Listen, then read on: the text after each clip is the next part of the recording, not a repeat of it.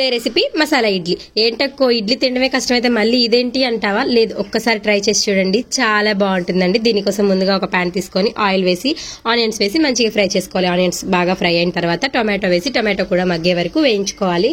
ఇక్కడ నేను క్యాప్సికమ్ కూడా యూజ్ చేస్తున్నారు. క్యాప్సికమ్ ఇష్టం లేని వాళ్ళు కంప్లీట్ గా టొమాటో వేసుకొని కూడా చేసుకోవచ్చు.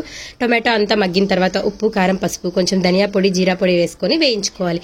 ఇదంతా మగ్గిన తర్వాత కొన్ని వాటర్ యాడ్ చేసుకొని నీట్ గా స్మాష్ చేసుకుంటూ ఉడికించుకోవాలి. అంతా దగ్గరగా చేసుకునేసి బ్యాటర్ ని తీసుకోవాలి. బ్యాటర్ అంటే ఇక్కడ ఇడ్లీ బ్యాటర్ అండి.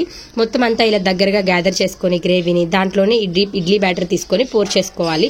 ఒక్కొక్క స్పూన్ తీసుకొని ఇలా వేసుకున్నామంటే సరిపోతుంది. మీకు ఎన్ని ఇడ్లీలు కావాలో అన్ని ఇడ్లీలుగా వేసుకోవాలి. ఇక్కడ నేనైతే 3 వేస్తున్నాను. ఇలా వేసి మూత పెట్టి ఒక 5 మినిట్స్ మగ్గించామంటే ఇడ్లీ ఆల్మోస్ట్ బాయిల్ అయిపోతుంది. ఆ స్టేజ్ లో మనం ముందుగా ఉడికించుకున్న గ్రేవీని కూడా కొంచెం కొంచెంగా పైకి అనుకుంటూ వేసుకోవాలి. ఈ లోపు ఇడ్లీ కూడా కుక్ అయిపోతుంది అనమాట. ఇడ్లీ కూడా కుక్ అయిన తర్వాత కొంచెం పోపు వేసుకున్నామంటే మసాలా ఇడ్లీ రెడీ అయిపోతుంది. చాలా టేస్టీగా ఉంటుంది. ఇడ్లీ వద్దన్న వాళ్ళు కూడా ఇష్టంగా తింటారు. కామెంట్